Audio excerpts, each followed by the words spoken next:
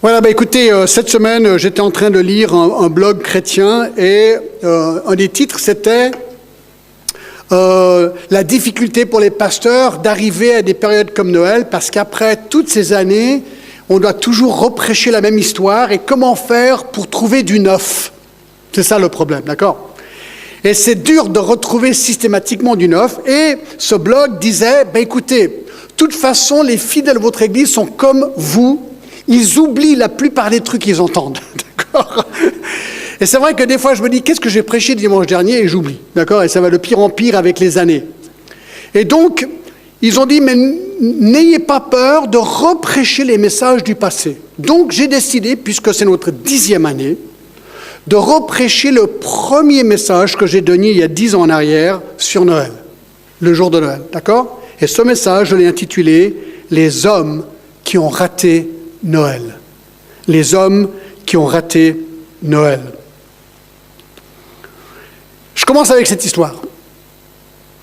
C'était pendant la première semaine de juin 1944 que le célèbre général allemand Rommel renforçait les fortifications des plages en Normandie contre l'invasion imminente des Alliés dans l'Europe d'Hitler. Ceci était le général Rommel qui était devenu célèbre comme stratégiste militaire en Afrique du Nord. Et Rommel était convaincu à ce point-là dans la guerre que si les Alliés réussissaient à s'implanter en France, que la guerre serait perdue pour l'Allemagne. Ainsi, il avait fait énormément pour protéger les côtes du nord de la France, et ils étaient en attente. Mais les premiers jours de juin 1944 ont fait l'expérience du changement important de météo. Une tempête carrément est apparue et tournait de pire en pire. Et puisqu'il n'y avait pas de changement météorologique prévu, Rommel s'est dit qu'il pouvait se permettre quelques jours d'absence. Voyez-vous, l'anniversaire de sa femme était le 6 juin. Et donc, il a décidé de lui faire une surprise. Il est parti à Berlin le 5 juin et se trouvait avec sa famille le 6 juin. Et de ce fait, Rommel a raté l'invasion des Alliés. Imaginez, le plus grand des généraux allemands, qui lui-même avait ressenti qu'une invasion par débarquement en Normandie des Alliés serait l'invasion militaire la plus importante de l'histoire, l'a raté. L'a raté. Il s'est pourtant bien préparé. Mais quand l'heure est arrivée, il était si occupé par d'autres choses qu'il a raté l'invasion. Et nous connaissons bien le reste de l'histoire. L'invasion jointe des Alliés a mené éventuellement à la destruction du Troisième Reich. Oui. Alors, pourquoi je vous raconte cette histoire ? Bien parce que beaucoup de personnes, au travers de l'histoire, ont fait la même expérience que Rommel, ratant des choses extrêmement importantes. Mais encore plus de personnes dans l'histoire ont raté quelque chose de bien plus important qu'une invasion militaire. Ils ont raté une invasion spirituelle. L'invasion de Dieu sur terre dans la personne de Jésus-Christ. Alors je vous pose une question. Avez-vous raté Noël ? Avez-vous raté Noël ? Vous dites, non mais attends, quoi, John ? Rater Noël ? Comment je peux rater Noël ? Je célèbre Noël tous les ans. Je mets une crèche sur ma cheminée, mon sapin, avec les boules rouges et les lumières blanches. J'achète des cadeaux pour ma famille, tout est prêt. Pour ce soir ou demain. Je ne sais pas si vous faites ça le 24 ou le 25.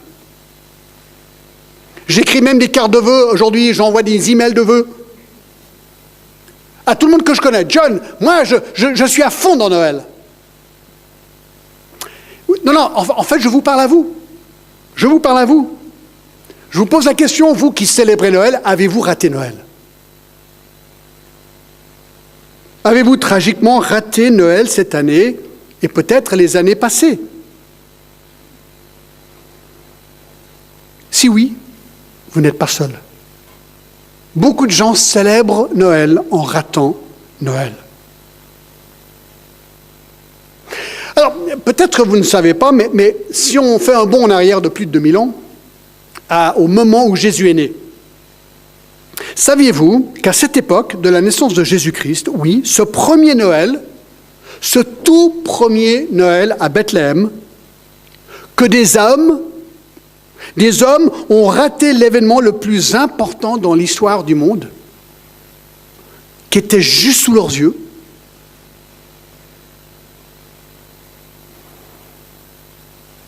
Et il n'y avait aucune raison valable pour laquelle ils ont raté ce premier Noël.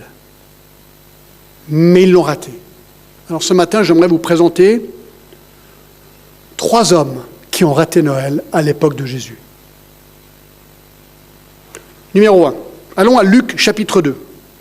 Luc chapitre 2. Le premier homme qui a arrêté Noël, c'était l'aubergiste. L'aubergiste.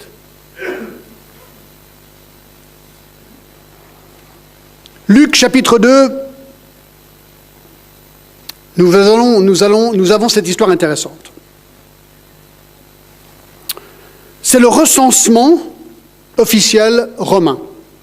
Chapitre 2, verset 1. En ce temps-là, parut un édit de César Auguste ordonnant un recensement de toute la terre. Ce premier recensement eut lieu pendant que Quirinius était gouverneur de Syrie. Tous allaient se faire inscrire, chacun dans sa ville. Alors, comprenons ce qui se passe. Le verset 1 nous dit qu'en ces temps-là parut un édit de César Auguste ordonnant un recensement de toute la terre. César Auguste devient officiellement empereur romain dans l'année 27 avant Jésus-Christ et a régné jusqu'à 14 après Jésus-Christ. Nous connaissons l'empereur par le nom Octavian.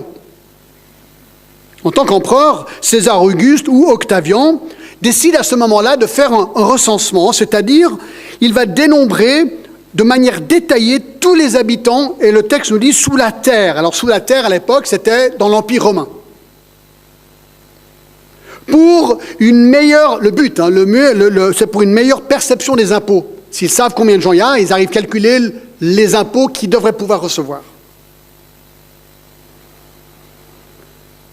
Alors il est intéressant de savoir que les documents à l'époque romaine ont été retrouvés qui indiquent que les recensements se faisaient tous les 14 ans dans l'Empire romain.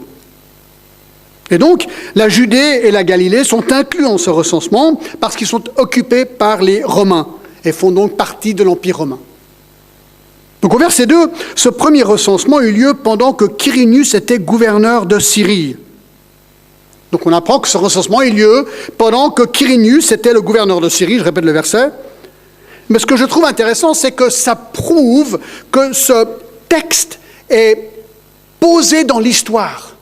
Ce n'est pas juste une belle invention, une belle histoire, blablabla. Bla, bla, bla. Non, il y a de l'histoire, il y a des dates, il y a des empereurs, c'est Rome, c'est historique ici. C'est ce que j'aime avec la Bible d'ailleurs. La Bible est un livre parfaitement historique. Donc on est pendant l'époque d'Octavian et de Quirinius. Le verset 3 nous dit « Tous allaient se faire inscrire, chacun dans sa ville ». Donc, conforme à l'édit de l'empereur, tous devaient s'inscrire, chacun dans sa ville. Donc, chaque juif devait se faire recenser dans sa ville ancestrale. Verset 4 et 5, Joseph aussi monta de la Galilée, de la ville de Nazareth, pour se rendre en Judée, dans la ville de David, appelée Bethléem, parce qu'il était de la maison et de la famille de David, afin de se faire inscrire avec Marie, sa fiancée, qui était enceinte. Donc le verset 4 nous dit que Joseph s'est rendu à Nazareth, où il habitait actuellement, et de Nazareth à Bethléem, la ville de David. Pourquoi ? Parce qu'il était de la famille de David. Donc Bethléem était sa ville ancestrale. Et dans Matthieu 1, 6, on apprend, Obed engendra Isaïe, Isaïe engendra David, le roi David engendra Salomon, la femme d'Uri, etc. Et ensuite, au verset 16, on apprend, Jacob engendra Joseph, époux de Marie, de laquelle est né Jésus, qui est appelé Christ. Donc on voit ici tout simplement dans la généalogie de Matthieu 1, que la lignée de Joseph, il est descendant direct du roi David. Et 1 Samuel 26 nous révèle que Bethléem était considérée la ville de David. C'est à Bethléem que David est né, et donc aussi la ville de Joseph. Donc Joseph et Marie sont obligés de faire le voyage d'environ 120 km de Nazareth, où ils vivaient, à Bethléem, pour se faire recenser. C'était la loi. Alors vous posez la question, mais voilà, on sait, parce que l'histoire, on y arrive, que Marie va mettre au monde un enfant de manière imminente. Donc elle est presque à 9 mois, si on veut, ou elle est à 9 mois. Pourquoi Marie est-elle allée avec Joseph 9 mois enceinte? Était-ce vraiment nécessaire? C'est pas un peu dangereux quand même? C'est un long voyage, 120 km en âne, ou je ne sais pas comment ils ont voyagé, quoi. C'est un peu compliqué. Alors il y a 2 raisons probables. Premièrement, le couple savait que l'enfant serait né pendant que Joseph serait loin, et sans doute qu'il ne voulait pas être séparé de cet événement. Simplement, elle était tellement enceinte qu'ils voulaient être ensemble. D'accord? Mais deuxièmement, c'est peut-être encore plus important, c'est que le couple savait qui était l'enfant que portait Marie déjà. Dans Matthieu 1, 18, l'ange leur avait parlé, il est dit ceci, dans, Matthieu 1, 18, « Voici de quelle manière arriva la naissance de Jésus-Christ. Marie, sa mère, ayant été fiancée à Joseph, se trouva enceinte par la vertu du Saint-Esprit avant qu'ils aient habité ensemble. Joseph, son époux, qui était un homme de bien et qui ne voulait pas la diffamer, se proposa de rompre secrètement avec elle. Comme il y pensait, voici un ange du Seigneur lui apparut en songe et dit, Joseph, fils de David, ne crains pas de prendre avec toi Marie ta femme, car l'enfant qu'elle a conçu vient du Saint-Esprit. Elle enfantera un fils et tu lui donneras le nom de Jésus. C'est lui qui sauvera son peuple de ses péchés. Tout cela arriva afin que s'accomplisse ce que le Seigneur avait annoncé par le prophète. Voici, la Vierge sera enceinte, elle enfantera un fils et on lui donnera le nom d'Emmanuel, ce qui signifie Dieu avec nous. Donc, il savait déjà qui était l'enfant que portait Marie, le sauveur du monde, de qui tous les péchés seraient pardonnés par cet enfant, qui était aussi issu d'une prophétie, Ésaïe 9, 5. Et, en plus, il savait que le Messie devait être né à Bethléem. Il le savait ça. Pourquoi? Parce que la Bible dit, d'accord, dans Michée 5, 1, encore une prophétie, « Et toi, Bethléem, Ephrata, petite entre les milliers de Juda, de toi sortira pour moi celui qui dominera sur Israël et dont les activités remontent aux temps anciens, au jour de l'éternité. » Je vous montrerai tout à l'heure pourquoi on sait que c'est une prophétie messianique. Donc, c'est quand même dingue que Joseph et Marie n'ont jamais couché ensemble, Marie est enceinte, ils savent que l'enfant est du Saint-Esprit, ils savent que cet enfant est le sauveur du monde, ils savent en plus qu'il doit naître à Bethléem, et ils savent que sa vie, c'est la ville de David. Donc ils savent que cet enfant doit naître à Bethléem.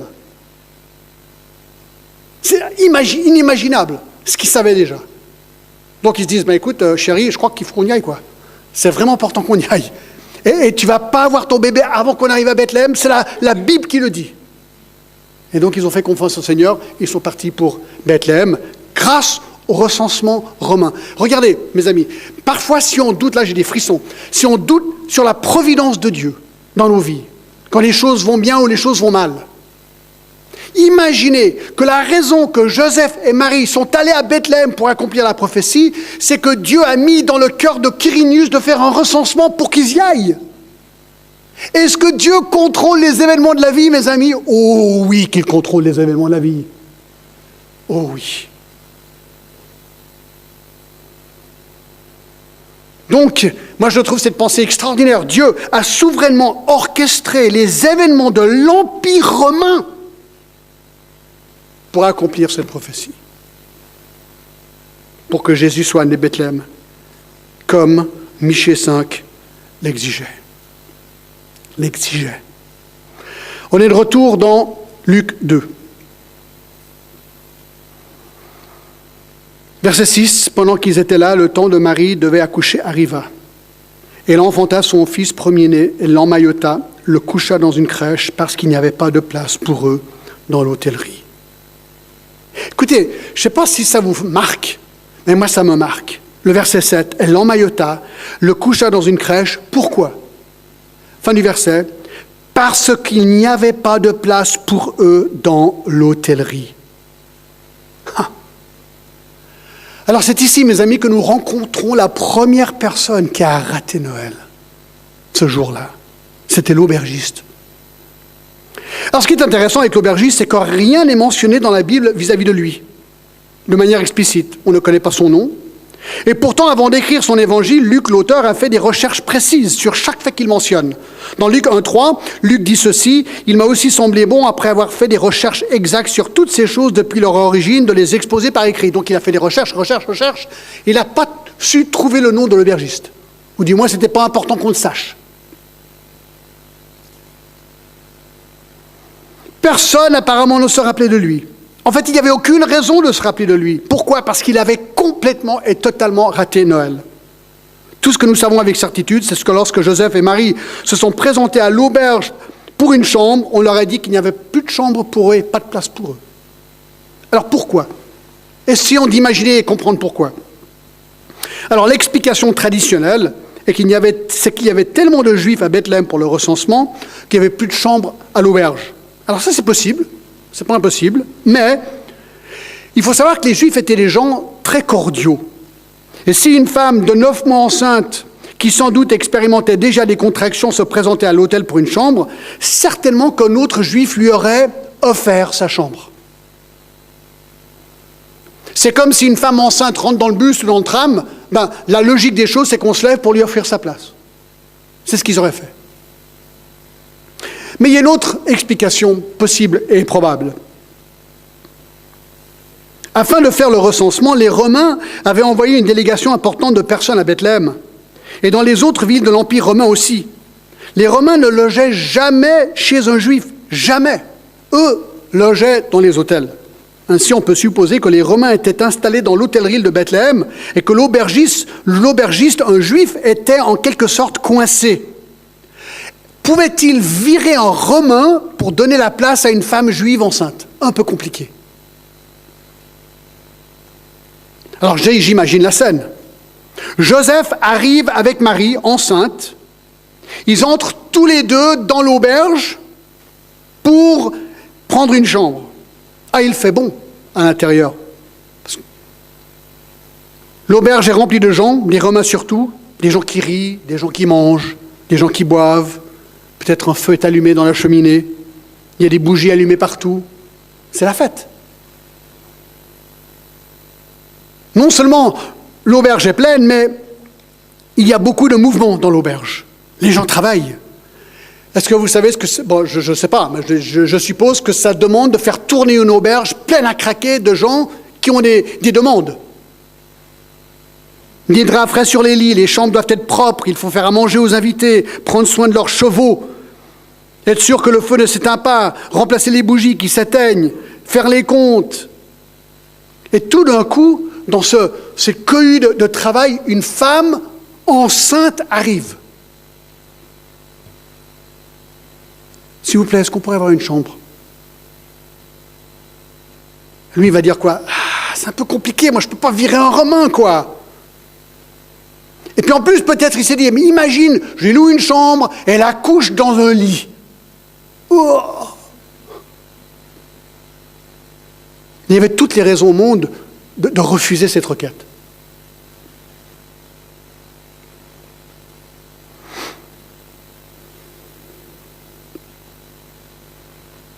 Savez-vous pourquoi l'aubergiste a raté Noël?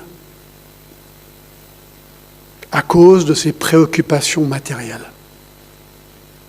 il devait faire tourner l'auberge.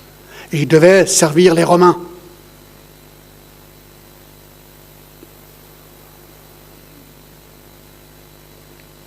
S'il avait eu de la compassion, est-ce qu'il n'aurait pas pu offrir son propre logement à cette dame? Ou contacter un ami dans le village qui aurait pu aussi les loger convenablement. Voyez-vous, les préoccupations et les affaires de tous les jours de cet homme étaient si importantes que Jésus est né dans une étable. Pourquoi? Parce qu'il n'y avait pas de place pour lui dans l'hôtellerie. Et j'ai peur que beaucoup de gens sont exactement comme l'aubergiste aujourd'hui.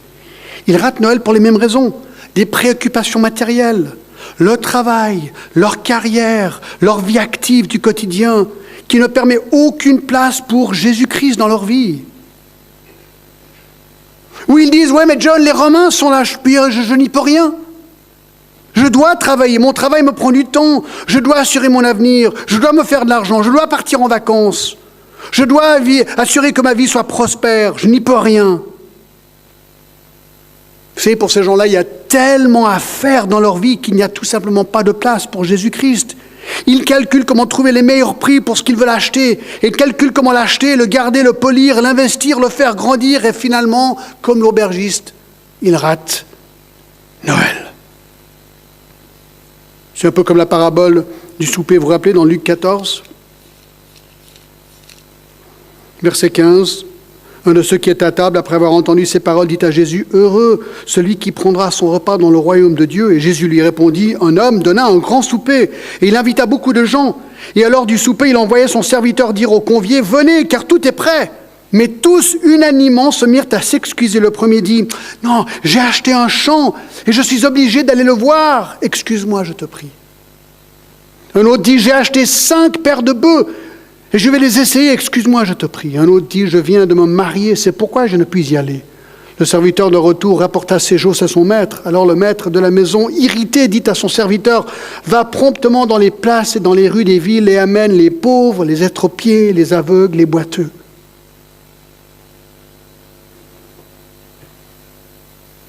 Vous savez, les gens sont tellement préoccupés par leur vie que pour le Seigneur, il n'y a pas de place, quoi. Il n'y a pas de place. Il n'y a pas de temps, il n'y a pas de place. Alors je vous pose la question, et vous cette année? Êtes-vous comme l'aubergiste? Tellement occupé par le matériel que vous avez, franchement, profondément oublié le vrai sens de Noël. Oui, Jésus-Christ, quelque part, frappe à la porte de votre cœur et il veut rentrer. Il veut la première place. Vous connaissez ce verset très connu dans Apocalypse 3:20. « Voici, je me tiens à la porte et je frappe. Si quelqu'un entend ma voix et ouvre la porte, j'entrerai chez lui et je souperai avec lui et lui avec moi. » Christ veut non seulement rentrer dans ta vie, il veut devenir le sauveur de ta vie, le Seigneur de ta vie, il veut te pardonner tous tes péchés en un instant et devenir le maître total de ta vie. Voilà ce qu'il veut. 2. Deuxième personne qui a raté ce Noël, ce fameux jour. Hérode. Hérode. Allez avec moi à Matthieu 2 cette fois. Matthieu chapitre 2. Hérode a complètement raté Noël. On est dans Matthieu chapitre 2, verset 1. Il est dit ceci, Jésus, étant né à Bethléem, en Judée, au temps du roi Hérode, voici des mages d'Orient arrivèrent à Jérusalem. Alors, pour mieux pouvoir comprendre les actions d'Hérode, dans quelques instants, j'aimerais vous dresser son portrait. Au verset 1, il est dit, Jésus étant né à Bethléem, en Judée, au temps du roi Hérode. De nouveau, situé dans l'histoire. Être historique, qui a vraiment vécu. En 47 avant Jésus-Christ, l'empereur romain Jules César avait nommé Antipater procureur ou gouverneur de Judée. Puis Antipater nomma son propre fils Hérode préfet de la Galilée. Hérode avait un grand succès à stopper les poches de résistance juive à l'occupation romaine. En 40 avant Jésus-Christ, les Parthes, un peuple de l'Est, a envahi la Palestine et Hérode s'est enfui en Égypte puis à Rome. L'empereur Octave ensuite l'a déclaré roi des Juifs. Donc Hérode est devenu roi des Juifs par les Romains. Il a envahi la Palestine l'an prochain, chassant les Parthes. Et pourquoi est-ce qu'il l'a nommé roi des Juifs? Parce que Hérode lui-même était demi-juif avec un père édomite. Et pour mieux se faire passer en Israël, il épouse une juive qui s'appelait Marianne.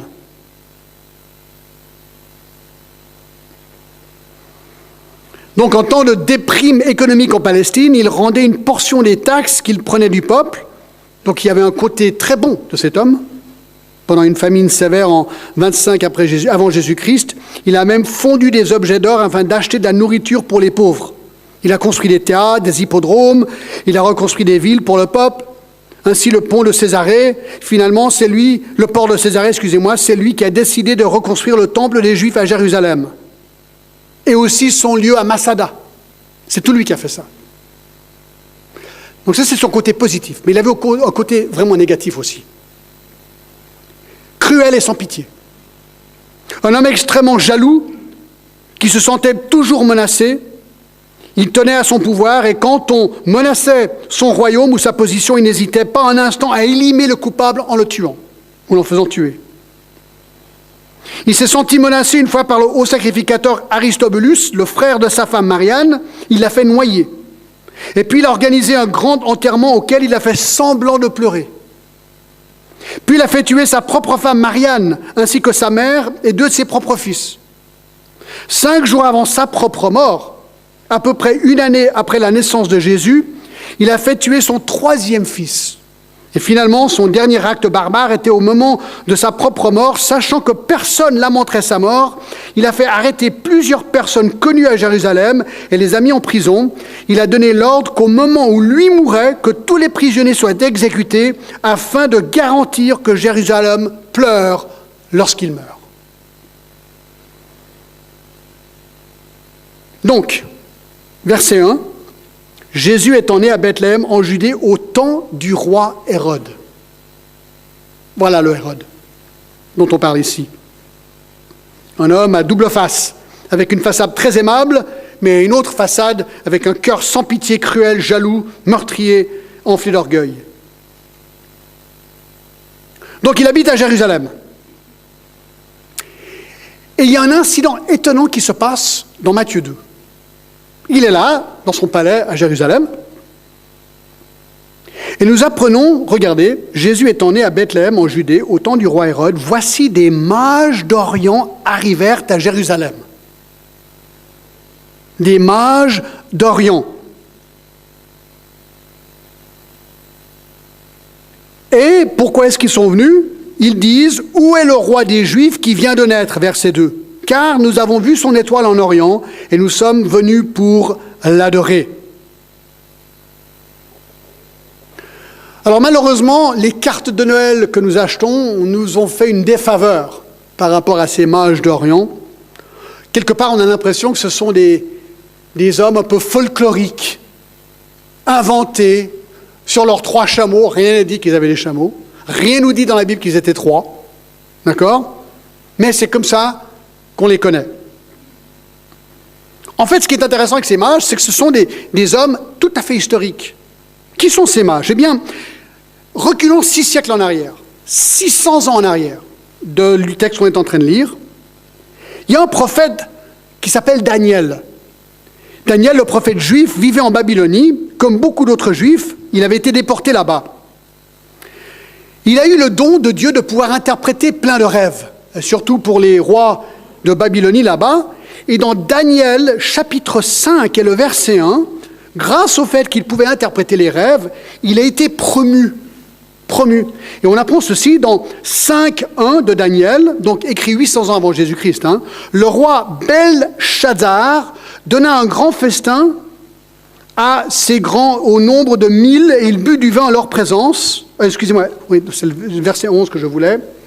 Et il a eu un rêve, d'accord, on a appelé Daniel, et il a dit ceci, « Il y a dans ton royaume un homme qui a en lui l'esprit des dieux saints, et du temps de ton père, on retrouva chez lui des lumières de l'intelligence, une sagesse semblable à la sagesse des dieux. Aussi, le roi Nebuchadnezzar, ton père, et le roi, ton père, l'établirent chef des magiciens, des astrologues, des chaldéens et des devins.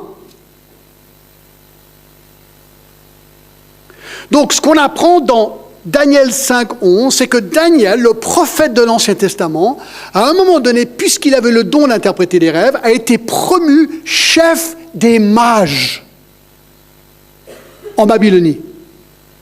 Très important.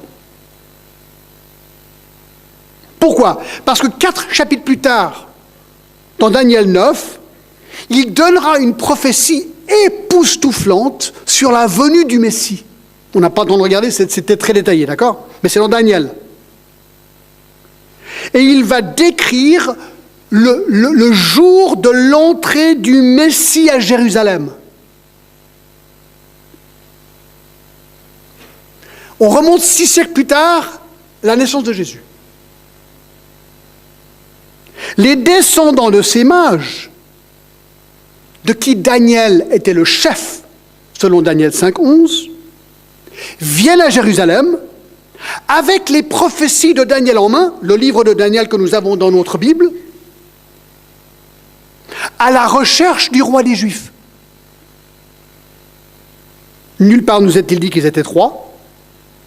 Mais ce qui est probable, c'est qu'ils étaient accompagnés probablement d'une armée de au moins 1000 personnes, oui. Pourquoi? On va voir dans quelques instants que Hérode avait peur quand ils sont arrivés.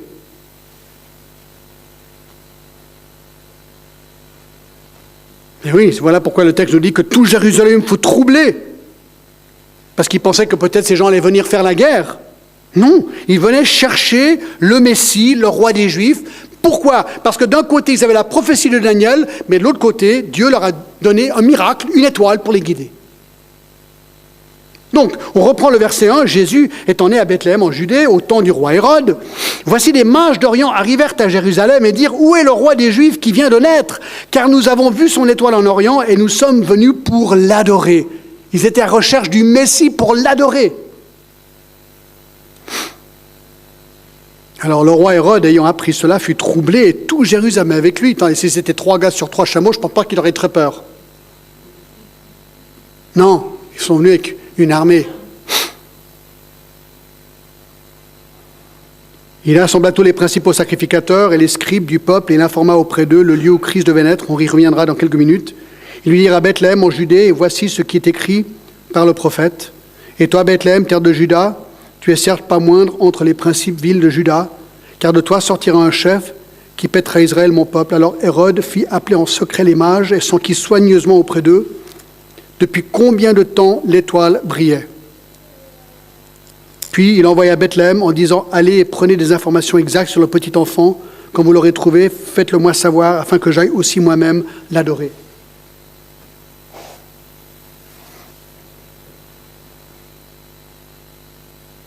Après avoir entendu cela, ils partirent et voici l'étoile qu'ils avaient vue en Orient allait devant eux jusqu'au moment où, arrivé au-dessus du lieu où ils étaient, le petit enfant, il s'arrêta. Quand ils aperçurent l'étoile, ils furent saisis d'une très grande joie.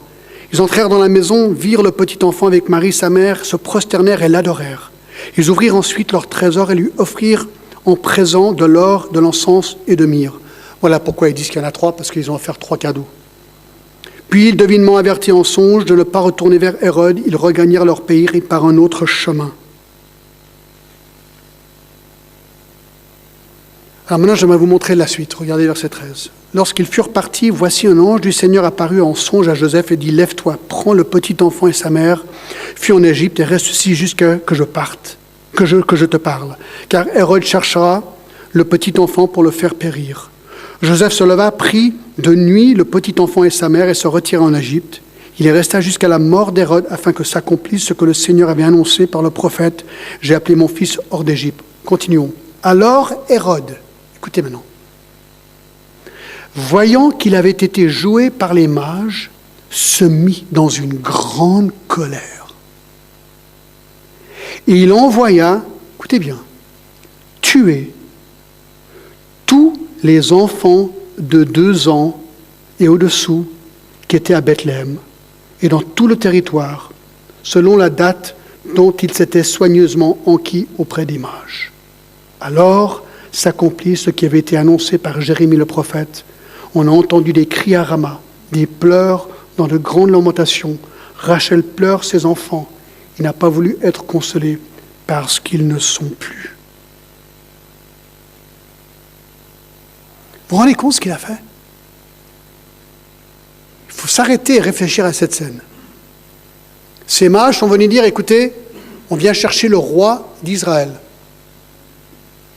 Menace. Quoi?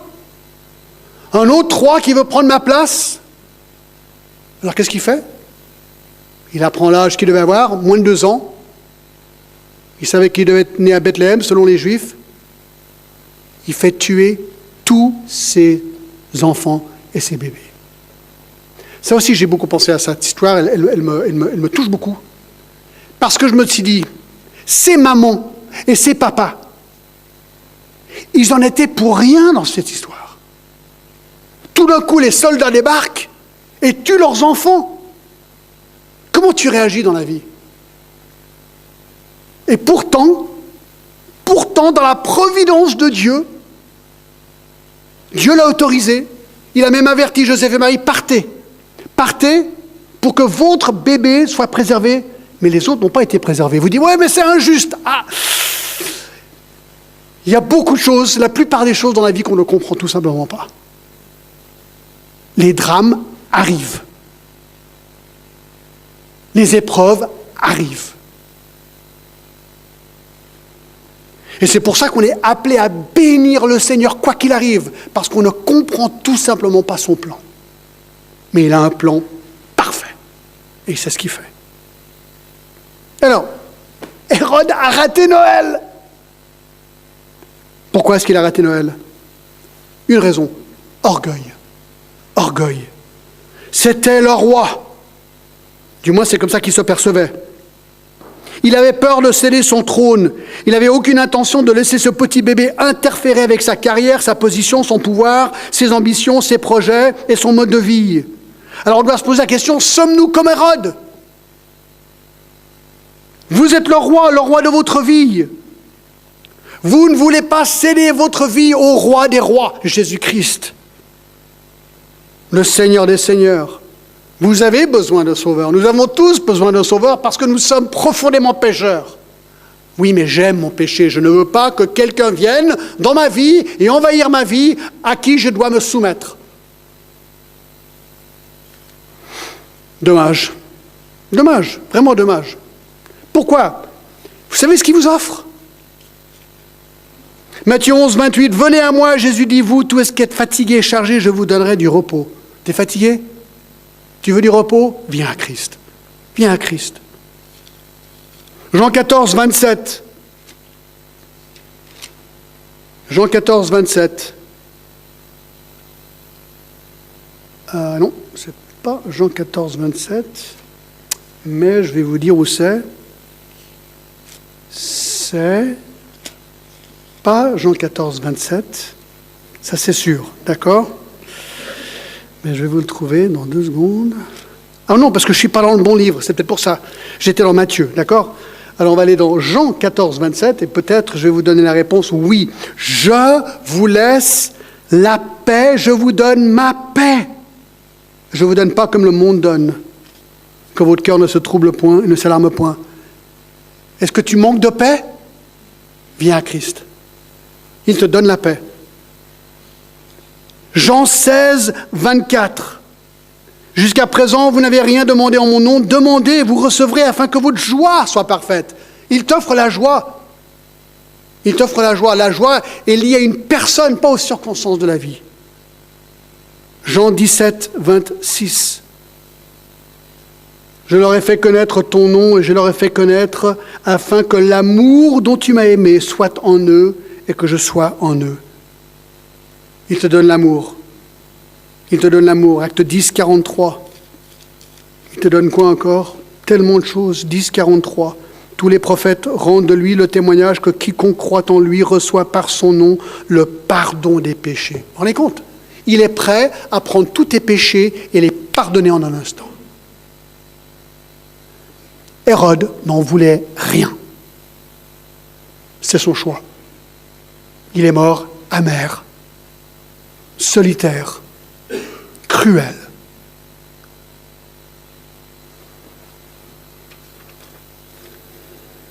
Et ça mène à la troisième personne qui a raté Noël. L'aubergiste, premièrement, deuxièmement, Hérode, troisièmement, plutôt un groupe de personnes, les Juifs. Les Juifs. Regardez, c'est vraiment intéressant. J'ai lu tout à l'heure, moi je ne suis pas arrêté dessus. Matthieu 2, verset 4. Écoutez, ça franchement, c'est peut-être le truc le plus dingue dans cette histoire, d'accord? C'est incroyable. Donc, Jésus étant né à Bethléem, verset 1, au temps du roi Hérode, voici les mages d'Orient arrivèrent à Jérusalem et dirent, où est le roi des Juifs qui vient de naître? Car nous avons vu son étoile en Orient et nous sommes venus pour l'adorer. Le roi Hérode, ayant appris cela, fut troublé et tout Jérusalem avec lui. Alors maintenant, qu'est-ce qu'il fait? Il vient d'apprendre qu'il y a un roi et que les mages le cherchent et il veut savoir plus sur la situation de ce fameux roi. Donc, regardez son réflexe, verset 4. Il assembla tous les principaux sacrificateurs et les scribes du peuple, et il s'informa auprès d'eux du lieu où le Christ devait naître. Donc, il se dit, bon, attendez voir, là, c'est un truc juif, d'accord, on dit qu'il y a un roi juif, alors il rassemble tous les juifs, les scribes, les pharisiens, ils viennent tous, il dit, écoutez, vous les juifs, vous qui êtes experts de la loi, écoutez, il y a ces gens, les mages d'Orient, qui nous disent qu'il y a un nouveau roi qui va naître. Est-ce que vos écrits en parlent? Alors ils se consultent, les Juifs, d'accord, ils se consultent, et ils atterrissent pile poil sur Michée, chapitre 5, et le verset 1. Alors ils le lisent, les experts de la loi juive, d'accord? Et toi, Bethléem, Ephrata, petite entre des milliers de Juda, de toi sortira pour moi celui qui dominera sur Israël et dont les activités remontent au temps ancien, au jour de l'éternité.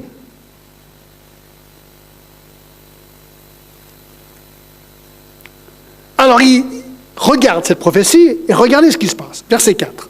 Il assembla tous les principaux sacrificateurs et les scribes du peuple et il s'informa auprès d'eux du lieu où Christ devait naître. Ils lui dirent à Bethléem en Judée. Car, raison, voici ce qui a été écrit par le prophète, ce que je viens de lire. Et toi, Bethléem, terre de Juda, tu n'es certes pas la moindre entre les principes villes de Juda, car de toi sortira un chef qui paîtra Israël, mon peuple.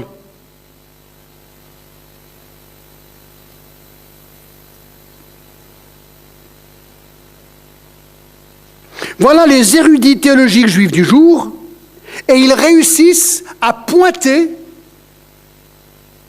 comme s'ils avaient Google Maps à l'époque, la précision même d'où devait naître le Messie. Et ils disent à Hérode, oui, nos écrits ne peuvent être plus clairs et plus précis à Bethléem, en Judée.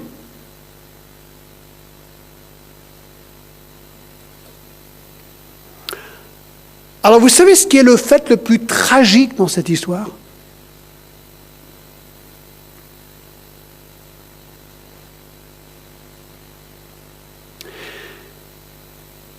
C'est ce qu'il y a entre le verset 6 et le verset 7. Il n'y a rien. Parce que ça veut dire que les Juifs, qui ont pointé avec précision le lieu géographique de la naissance du Messie,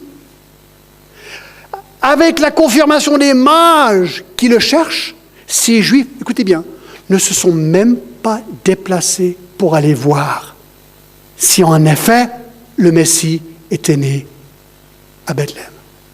Ils ne se sont pas déplacés pour aller voir. C'est tragique. Ils avaient la parole de Dieu, ils avaient les mages, les prophéties de Daniel, ils avaient Hérode qui lui, j'ai l'impression qu'Hérode croit plus qu'eux presque. Parce que lui, il va envoyer une armée là-bas. Ils disent, oui, c'est là, mais pas important.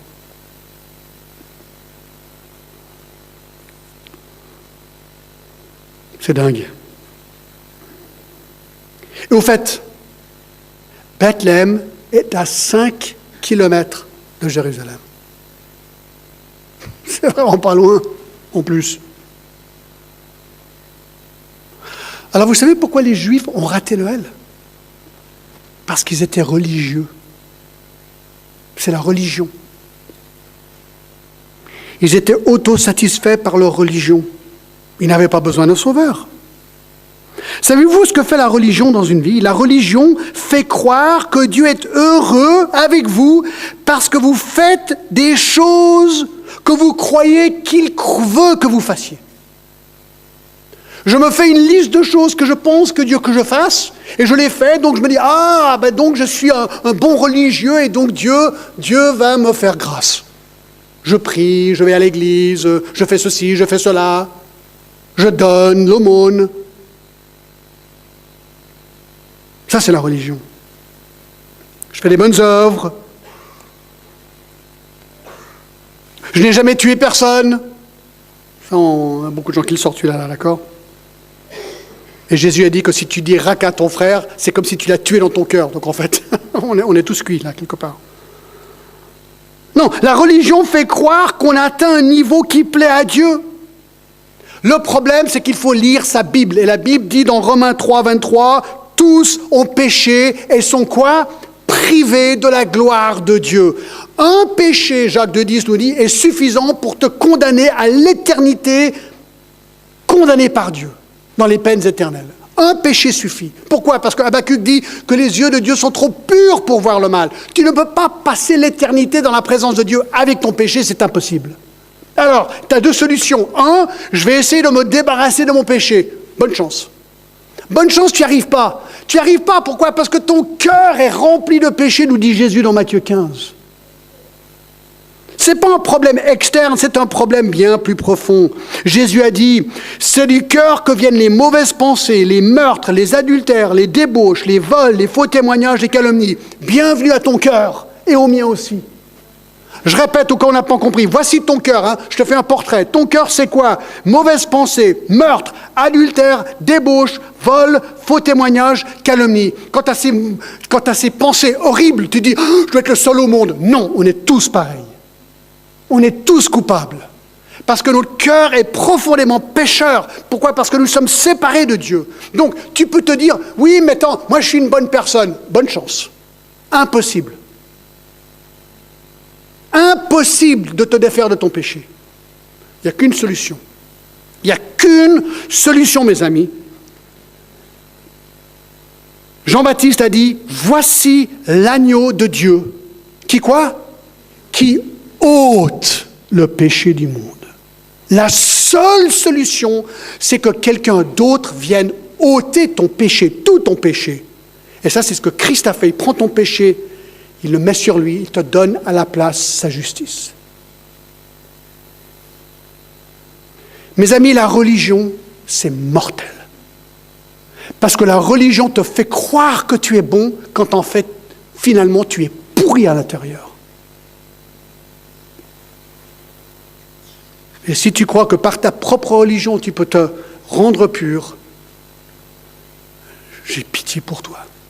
Parce que tu perds ton temps.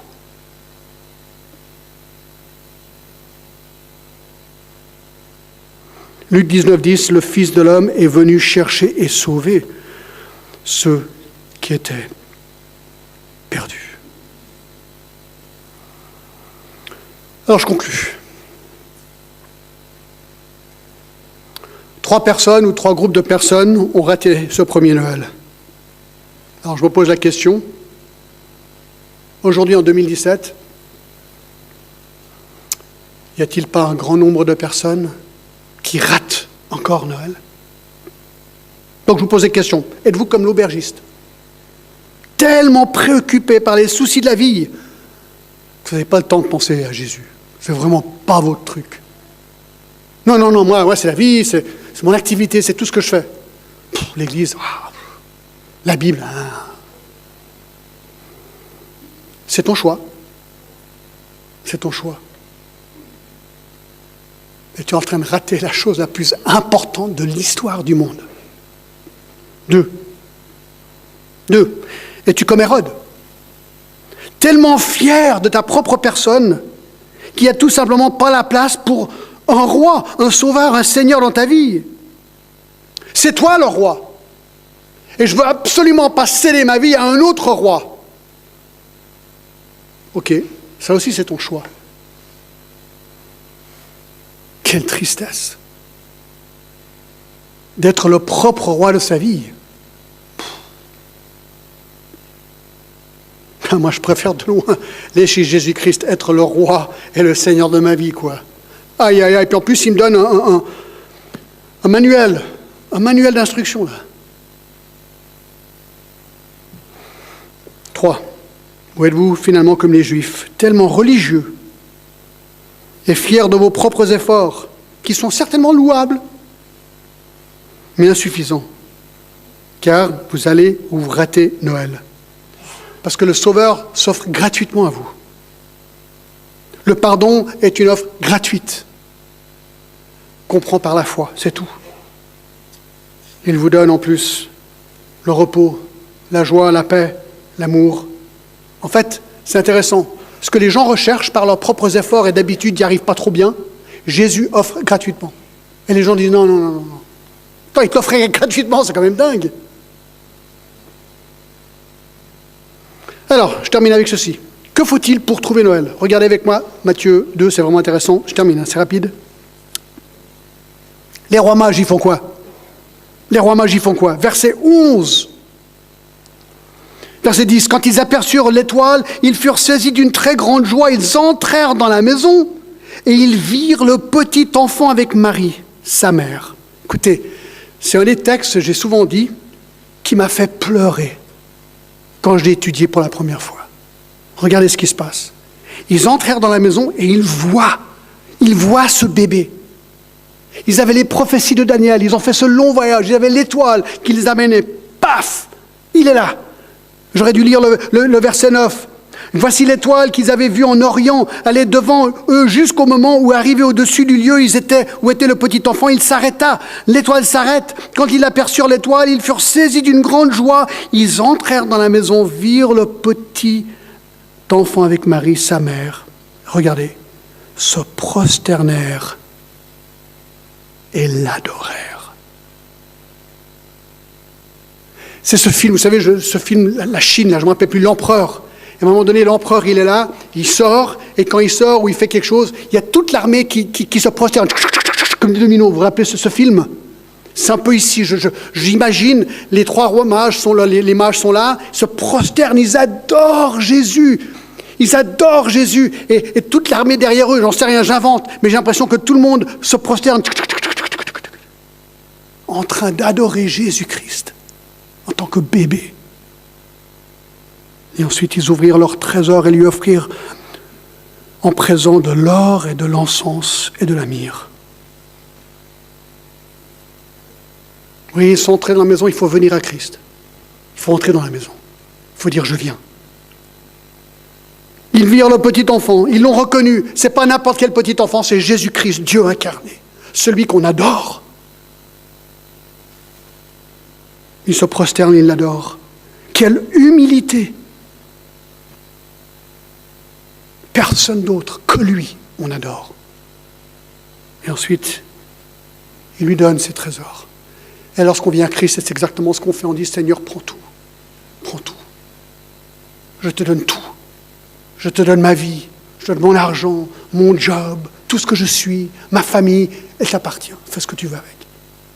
On donne tout. Tout.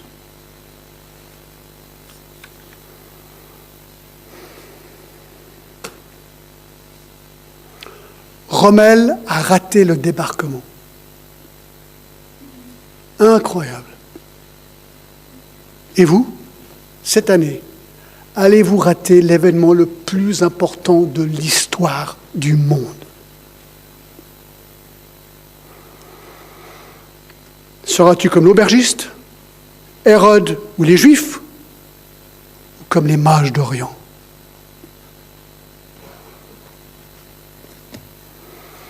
Prions.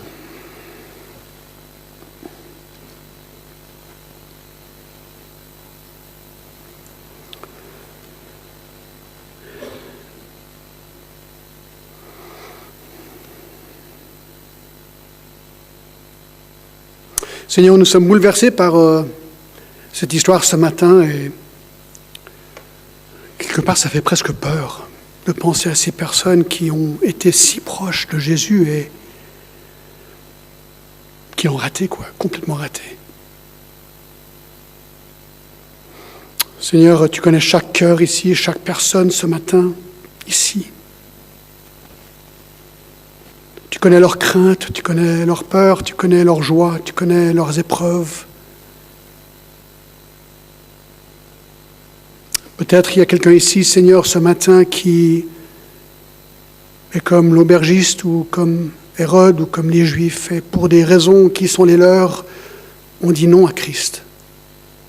Et peut-être que ce matin, Seigneur, tu veux toucher le plus profond de leur cœur. Peut-être que ce matin, ils vont faire comme les mages d'Orient. Si c'est ton cas ce matin, moi je t'invite à dire tout simplement dans ton cœur, Jésus-Christ, je veux t'adorer ce matin. Je suis pécheur et je sais que mes efforts ne valent rien à tes yeux, mais que tu as donné Christ pour moi et je te demande ce matin, Seigneur, comme les mages d'Orient, je veux devenir un adorateur de Jésus-Christ. Seigneur, rentre en moi. Mange avec moi, Seigneur. Deviens mon sauveur maintenant. Pardonne tout mon péché, Seigneur. Transforme ma vie dès ce jour. Seigneur, je te donne tout, Seigneur. Ma vie, je te donne tout. Au nom de Jésus. Amen.